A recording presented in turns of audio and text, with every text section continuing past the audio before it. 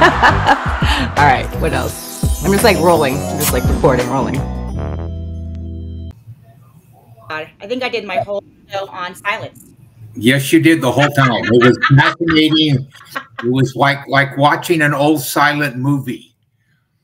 I kept waiting for the Ah, cue. I'm dead. That was awesome. Wow. Well, it's Wow. the first show, I can all sign language in it, so it'd be Yeah. That's amazing. That's amazing. Well, it's okay. I'll just go back after we're done here, and I'm just going to have to roll through it again and then just smash it back together. That is pretty hilarious. I wish you would have messaged me and been like, well, you know how I am with touching the computer once it's on.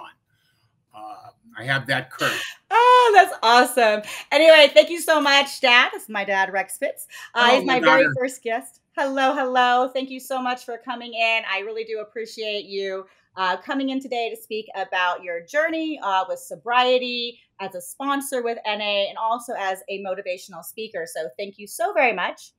You're welcome. And if any of you don't know, NA was officially founded in Los Angeles in 1953 by Jimmy Kitten and has spread to thousands of locations in 129 countries. Actually, right? And you are yesterday was the 70th anniversary of its founding. Wow.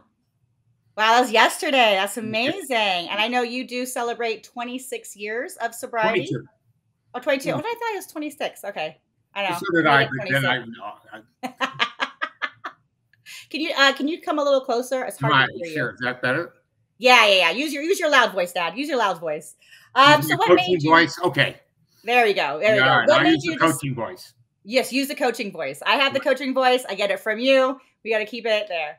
What made you decide to finally go ahead and get help and quit? Well, for me, it was a gradual thing. I think, and it's,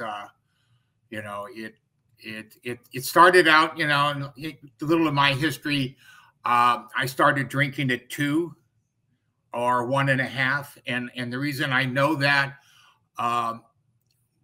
there was an invention that came out, which was called home movies and a camera. And every time we would all have to get together and smile, and people would say something.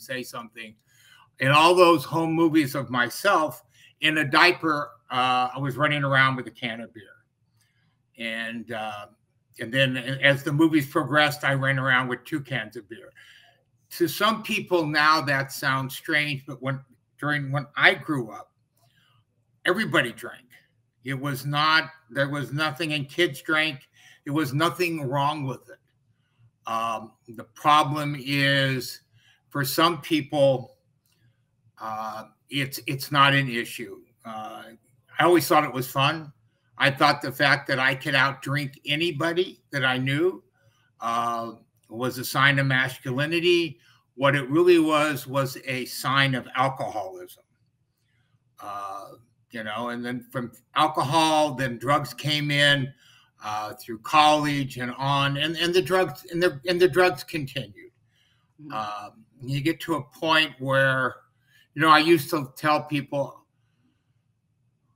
I would go to a party to get high and get high there. And then I would get high and go to a party. And then it got to the point where I just get high. And you really didn't care. It's a very debilitating disease. It takes you to places that you don't want to go. And it destroys a lot of lives. I was very fortunate that my kids turned out okay. All of them. True like I said, none of my boys are in jail, and none of my girls are dancing on the pole. So I am father of the year. I just have to tell you, I tell people that all the time. They're like, why don't you have an OnlyFans account? I was like, because my dad would kill me. Like, I would have all this money. And my dad would kill me. You'd be dead. Well, if they, a one-legged, one-armed girl dancing on the pole would not probably be too exciting. It's a lot of money, right? Or would it? I don't know. Or would it? But I always do tell that. One of the things that's been great, I look back. You didn't get sober until I was in my teenage years. Yep. On here, and I remember as a child, I remember the love that I got from you. love from my mother. You know, you guys both worked a lot, you know, on here. And when you two had finally divorced and split up, I think for me that was so cataclysmic It because is of, really good. yeah, I mean, divorce is never great for any child, right? I mean, it's two different households, but then also coming and finding out that you also were, you know, used drugs. That because now I'm 10, 11, coming in and seeing the signs of an addict. Mm-hmm. And I remember the moment when you got sober, you know, and you actually had to leave your girlfriend that like lot that at the time because she wouldn't get sober also. But I was so happy and proud to see that step that you made as an individual, right, to be the healthiest version. Yeah, you know, and we think we all addicts think we're pulling it off, like you can't tell. You know, you might be sitting in a room and steam coming off your head, but you can't tell that I'm loaded in there. So you know, and it's it's, you know, your life becomes totally unmanageable because you can't go anywhere. An alcoholic can't go anywhere without having a drink. An addict can't go anywhere without having drugs. I mean, I give an example. When I was running, you know, outlaw on bikes, we were headed up to Oakland for a big bike run, and we got to what is the and we got up past almost into Santa Rosa, and we were parked there. We got there, partied all night because this girl there said that you know, that she had you know, connection, would get some more dope. So anyway, couldn't get a hold of the connection. So in our infinite wisdom, I decided to ride 3 hours back to Pomona to get some. Now that sounds pretty stupid, but I have 5 guys who went with me. So, and that's when you become imaginable, because we could not go another, you can't go another step. You can't go forward a little bit more because you didn't have any. In my mind, there were no drugs in Oakland. Mm-hmm. If we'd have got there, it would have been nothing. So we had to go get some because we couldn't go forward. And that's when you talk about unmanageable. I have friends of mine that would go to the river and they'll talk about it and run out of drugs and drive back from like Parker, Arizona to LA to get drugs and then go back. I mean, and it's the same thing with an alcoholic. It becomes, you know, addiction is gradually giving up of self to a behavior. So eventually the behavior takes over you and you can't change that behavior. It's, you know, it was fun till it wasn't. Mm-hmm. And then when it wasn't fun, you did it anyway. I was in a meeting last night, and there were some, you know, they have a lot of what we call druggy buggies come up. These are the guys and ladies that are in rehab, and they were talking about, you know, that you know, they used even when they didn't want to use. You know, they know they can't get loaded because they got a drug test tomorrow. You know, and they get loaded anyway. Mm-hmm. And that's the kind of thing when people who don't have this disease don't understand how compelling, and listen, in anything, some certain behaviors are so compelling that you can't change them. Mm-hmm. And some people get physically sick. Heroin is a very different thing. Heroin, you do get sick. And a heroin addict without heroin is not a very good thing to see, because the pain is so great mm-hmm. that they'll do anything to get rid of that pain, because they can't walk, they can't move, they can't bend, they can't think.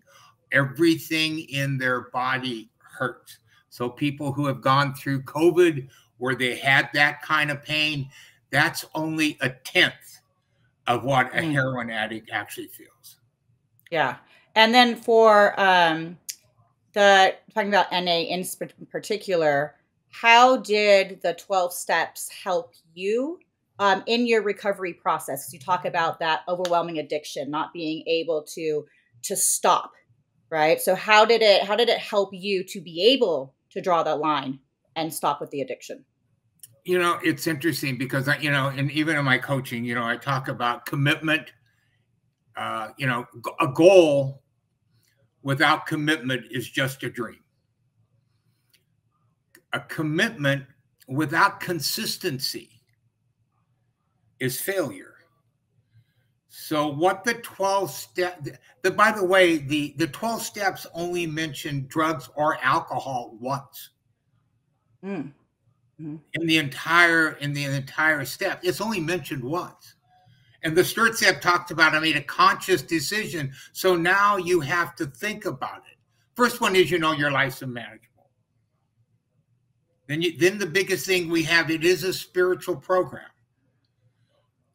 And you know, it's not religious, but you will find very few addicts who don't believe in a God. There is room for the agnostic. There's no room for an atheist because that doesn't make any sense. But you know, you came to believe in a power greater than yourself. Yeah. And I had a very, you were young then. I had a very good friend of mine who used to come by. He was a pastor, and he and I were talking about that and about God. And I said to him about, what about believing in God? Why are you so strong? And, you know, and he goes, you know what? He goes, I'm a better person to believe that there is a God than not. And I thought, you know what? You're a better person because you believe there is something. But then we get to the thing about in there, we made a conscious, you know, we want to turn our will and our life over to the care of God. And that's always a big part of recovery. When do you decide that you yourself can't handle yourself? And that's why, you know, we made that, found, you know, we, in the second step, we talked about returning us to sanity, because we have to be sane to make a conscious decision. Because all our decisions when we're loaded are not sane. I can rationalize the most craziest thing in the world. You can rationalize stealing your grandmother's TV and sell it for drugs because she watches too much TV. That's the kind of insanity that this is about. So you get there and you know, and then you make a conscious decision to turn your will and your life over to the care of God. Now, one of the things that I've dealt with when people say, well, when do you know? When do you know to turn your will and your life over to the God of your understanding? And I tell them, it's when you believe your God is bigger than your problem. Because here's the whole thing. You don't give a 3-year-old to a 1-year-old and tell them to watch him. You have to believe that, you know, what, you know, I will tell you in the Bible, it talks about, you know, if you believe God can move a mountain, it would have been easier for God to move that mountain than to get me clean. That's the difference. So when you believe your God is bigger than your problem, then you can turn it over to God. Yeah, and I like your terminology that you use too when you say your God, right? Because it doesn't have to be the Christian-based God itself, right? Or do you feel that it has to be? Oh, no. Listen, I have one of my, and God bless him, he just died. A very, very dear friend of mine. And he was a shaman. Navajo, actually, he really was. And his name was Firebird. And he was a ghost walker. So when somebody would die, he was taken to the home. And he would walk that spirit through. I mean, he was really, really serious. I mean, he was, and his idea of Christopher Columbus and Christianity went hand in hand. He didn't like either one of them. But I used to have my sponsees call in and talk to him because his belief was so in tune with mine And even though I'm a Christian, I believe in God and the Judeo-Christian religion, but our feelings on that was tremendous. And he passed, and sometimes I'll have to tell you the story about the feather. It's one of I'm gonna log that. Let's ask about the feather. Story about him and how he reacted. So, okay. I don't want to listen. Yeah. This isn't my show. No, it's okay. It's you know me. I will, Dad. I will cut you off, Mr. Rex Pitts, if I need to. No, I always love talking to you. We always have deep. If it doesn't know, my father and I, we have very deep philosophical conversations all the time. I don't necessarily always agree with his philosophies. He doesn't always agree with mine, but we're able to talk. We're able to dialogue, which I feel is very important in these times, at any time, really. But being able to come together to talk about ideas, right? And we don't have to always agree. And I think the sobriety to me has always been one of my most proudest thoughts about you. You know, I'm so proud I made it 26 years, so I'll be sure to fix that. But, 22 years sober. And I know it was a struggle that you would get sober and then fall off and then get sober and then fall off. So these last 22 years have been the consistent on sobriety. And what advice do you have for people who want to take that step but are scared, that want to walk in the door of an NA or an AA meeting and what can they expect? Well, first off, get over the fear. You're not terminally unique. We are all listen, we're all the same. When you go into those, whatever, and even I remember, because I first really came into the program in 91. And I was in and out for 10 years. Like I tell people, I had a lot of fun my first 10 years. And then I basically crawled in. But when you go into the meetings, you're never judged. We're like you are. You may think everything you have done is terrible till you hear us. And then you go, oh my, in fact, that's a funny story. When I was first in there, I was at a speaker meeting and some guy was speaking who I knew and I was really interviewing. When he got done, I'm in that honest part of recovery. And when he got done and I went up to him, I said, oh, thank you so much for sharing. I said, I can't tell you what a difference you made in my life just hearing you. I thought I was the most screwed up guy in NA till you spoke. And I didn't say screwed up. I said something else. He has never talked to me ever since then. Are you serious? Oh yeah, he did not take that as a compliment, did he? No, and I was saying, you are so worse than me, and I thought I was bad. Woo! Thank God for you and your talk. I love it. And they say in the meetings, whether it's AA, NA, CA. None of us are from the DA, so feel free to go there. We all have the same last name. Mm-hmm. When you introduce yourself, I introduce myself as Rex Addict. Or if I'm in the other fellowship, Rex Alcoholic. We all have the same last name. Yeah. And that's what you understand is we are different than other people. My body does not react to alcohol or drugs the way other people do. Mm-hmm. My girlfriend had tried drugs and she drinks that a lot. It doesn't do to her what it does to me. Mm-hmm. I've had people say, well, why can't you have one beer? And my answer is, why would I want one? That's the stupidest thing I ever heard in my, that makes no sense. Why would I leave a glass of alcohol half drank on the table? Mm-hmm. That's wasteful. And luckily for me, alcoholism was the start. And it doesn't bother me for people to drink around me, as you know, honey. You know. Yeah.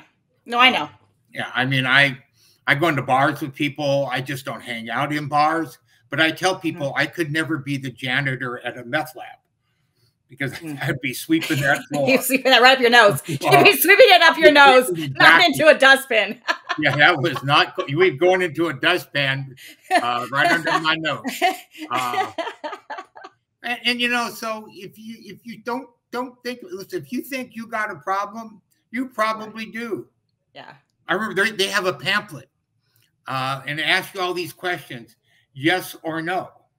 And so I remember I did that, and I went through them. There's like, I think 35 questions, and I answered them all maybe, because I was, you know, there was no honesty in my recovery in the beginning. Yeah.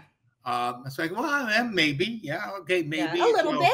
And it said if you answered so many of these yes, then you have a problem. I thought, well, I didn't answer any of them yes. You know, they're all maybe. But there's no problem. You're, and I think the idea about that is not that it's you don't have the problem, but you're managing the problem. So because you're able to manage it, you're not. But it's all in the head. Like you can never actually manage the problem. But that's the addict. That's the addict part of clicking the maybe.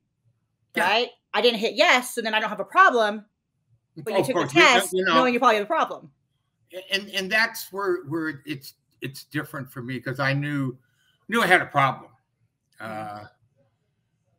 Tried to manage it, and then they say this one thing is what one is too many and 1,000's never enough. Never enough. Yeah, so I went out to prove that.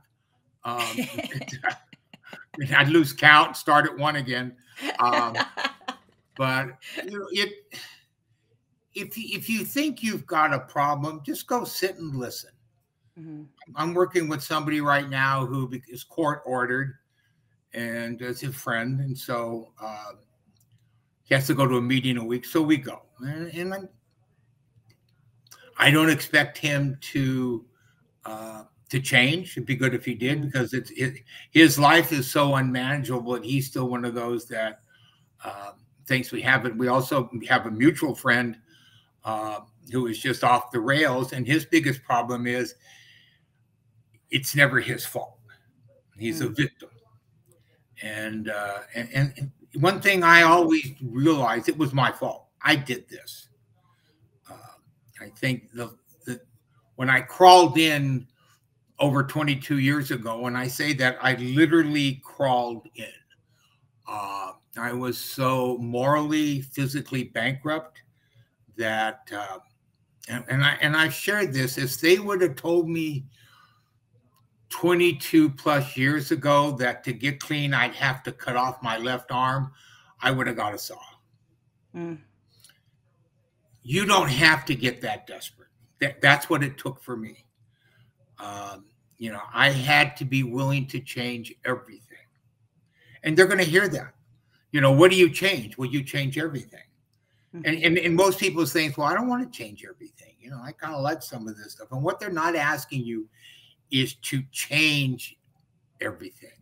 What you have to change is your perspective on everything. My perspective of fun is very, very different now than when I was an addict. My perspective on being a father is very, very different than when I was an addict. My perception and perspective of being a mate in a relationship, with work, with sports, with honesty, it's all those perspectives are changed. They're still there. It's just how I view them and how I react to them. So when they hear that, most people think, oh my God, what do I have to change? You know, I have to shave my head or grow my hair. I mean, whatever. No, you change your perspective on how you see it and how you react to it. Got you.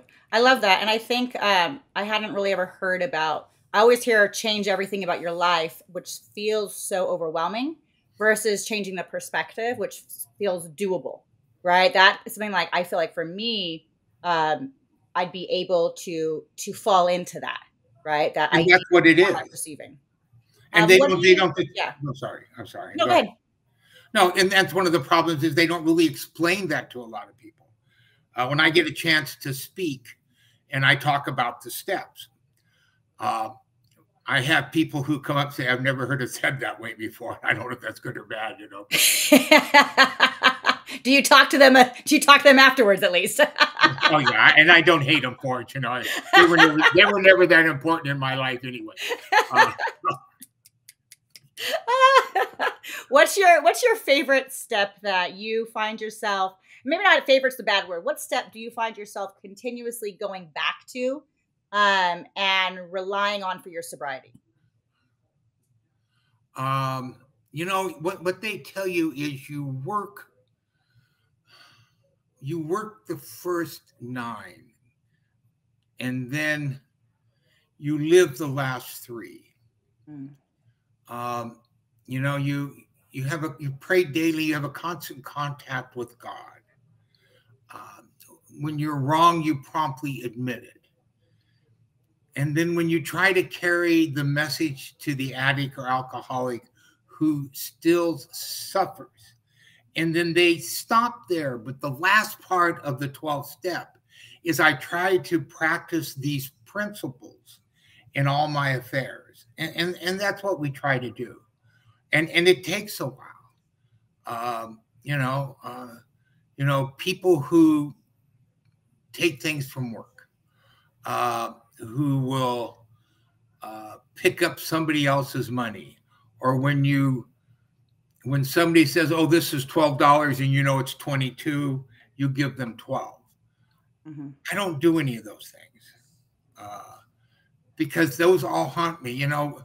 And I think probably the most important one is when I'm wrong, I promptly admit it. And if I feel uncomfortable, then I have to go make amends. And I've gone up to people and said, look, I'm really sorry I did this. And they go, what are you talking about? And I said, it may not have bothered you, but it bothers me. And you know, and one thing, our disease, whether you call it the devil or God, or you want to call it yin and yang, or you want to call it the force and the dark side, so whatever you want to call it, lives in our head. And you're trying to fight something that knows your thought before you do. It knows your greatest weakness. It knows everything before you do. It'd be like a boxer getting in a ring with another fighter who knows what he's going to do before he does. So what I tell people, God gives you free will. So God talks to your heart, because my head can rationalize anything. God talks to your heart. So if it doesn't feel right, that's God telling you that it's wrong. Yeah. But here's the difference. You have the choice to ignore that feeling and let your head tell you, like I said before, it's a good thing to do now. And the head will always rationalize. Will always find the excuse, the reason you have to do this, right? It'll always convince, like a little shoulder chipping. You know, which shoulder are you listening to, the bad or the good, right? Little devil's on the side, little devil, little angel, and right? little angel, Which one? Surround yourself with those angels. Surround. What advice do you have for anybody who has a loved one that is dealing with addiction, who is not getting help, and they are struggling with how to navigate that water of trying to get them help? Obviously, our healthcare system in America is broken. I personally experienced with a dear friend that you know too, trying to get him sober. That the family, you know, we looked at resources, putting him in, and at the end of the day, he was mentally not in. He was in a psychosis. He refused to stay, so there is nothing they can do. So what? For family members, what resources do you know that you can offer to them to look into? Go to Al-Anon. Al-Anon. Okay. Yeah, what is Al-Anon? For those that don't know. Al-Anon is actually, it's funny, and I may be wrong on this, but when Bill W. was having these meetings at his house when he started basically AA. The wives, they would all sit out in the car, and his wife then they would start getting together and talking about what's it like living with an alcoholic. And they found that by them talking about it, just like us in the meetings talking about our addiction, helped them. And so if somebody really wants to know what to do, is I would go to an Al-Anon meeting. Every person in there is just like you. They're trying to cope with an addict or an alcoholic. And they're easy to find. Just go on, now you can find anything you want on the computer. Just type in Al-Anon and go to a meeting. And I say that because, all you have to do is sit and listen. They don't take your name, your email address, and send you insurance information, or the fact and that if they ask for it, avoid. avoid. Find a new meeting. Or they say, oh, by the way, you need to sign this loan document. But I think that would be my suggestion, because you're going to be with like-minded people, and most of them will tell you there's nothing you can do. Yeah. And final question, just because we're wrapping out of time. How long did it take you in the beginning to start to find the fun in sobriety?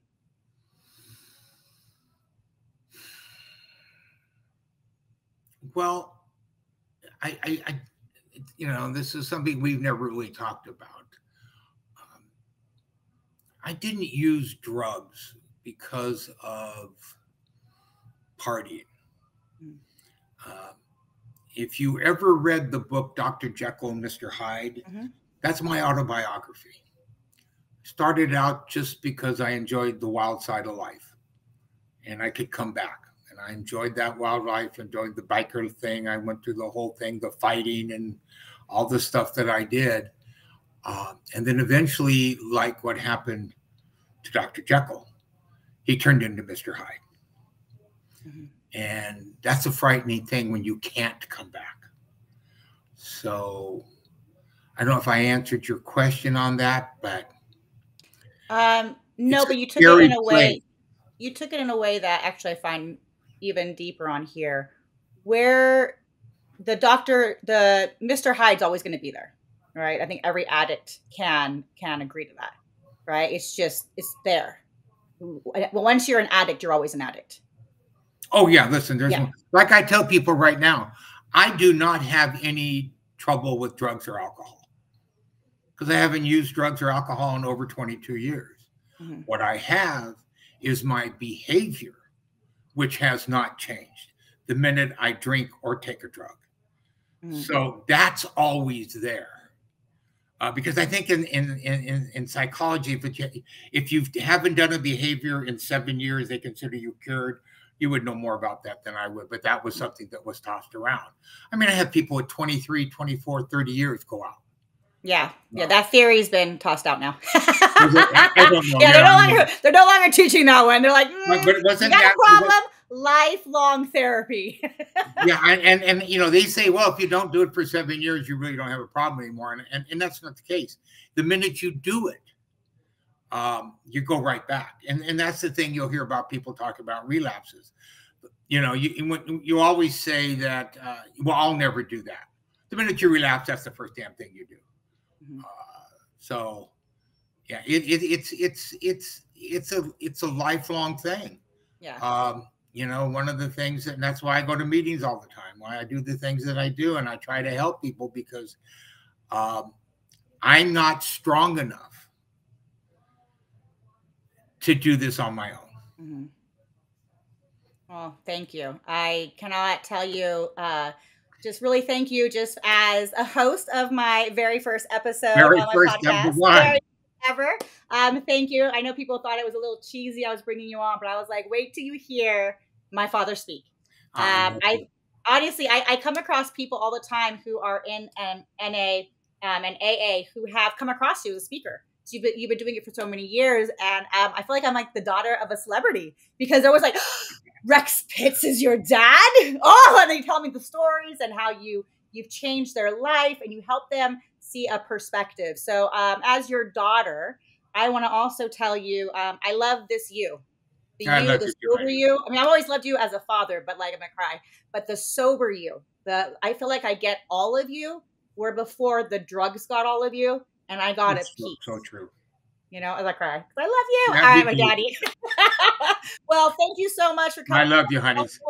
I appreciate it. And everybody, if you like what you're listening to, please love, like, and subscribe now. Stay tuned. There's more on the Marissa Pitts Show.